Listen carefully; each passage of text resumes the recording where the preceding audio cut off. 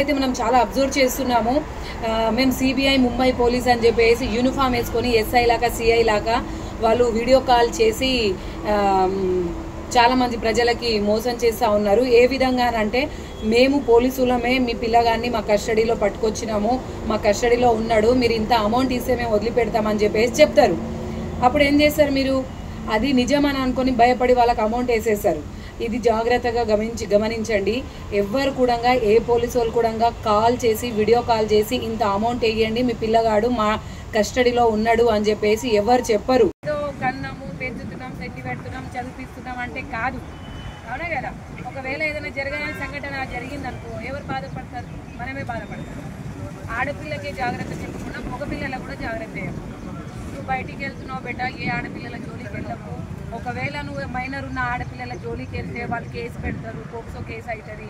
POCSO కేసులో jail పోతావు, jail పోతే దాంట్లో బెయిల్ దొరకదు, ఆ కోట్ల చుట్టూ తిరగాలి, ఇదంతా మనతో కాదు అని చెప్పి మగపిల్లలకు కూడా జాగ్రత్త చెప్పాలి.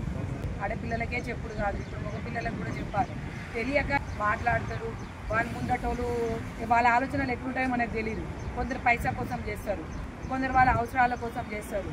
అట్లా వేసి కేసు పెట్టేస్తారు. కేసు పెట్టిన తర్వాత ఇక జీవితాంతం కోట్ల చుట్టూ తిరగాలి. ఎందుకంటే మంచిగా చదువుకున్న పిల్లలు కూడా సఫర్ అవుతారు. మంచిగా చదువుకొని మా తల్లిదండ్రులకు ఒక మంచి పేరు తెచ్చిపెట్టాలని అనుకుంటున్న మగ పిల్లలు కూడా సఫర్ అవుతారు. అనుకోకుండా ఏదో పరిచయం అయ్యారు కదా అని మాట్లాడితే వాళ్ళు కొన్ని రోజులు వాడుకొని తర్వాత ఒక్క కేసు పెట్టేస్తారు. ఆ కేసులో ఎట్లుంటుంది? వాళ్ళు చదువుకున్న చదువు కూడా విలువలు ఎత్తున పోతుంది, ఏ జాబ్ కూడా రాదు. ఇప్పుడు ఎట్లుంది? ఈవెన్ ఒక ఫ్యాక్టరీలో ఒక సెక్యూరిటీ గార్డ్గా పనిచేయాలంటే కూడా పోలీస్ వెరిఫికేషన్ ఉంటుంది.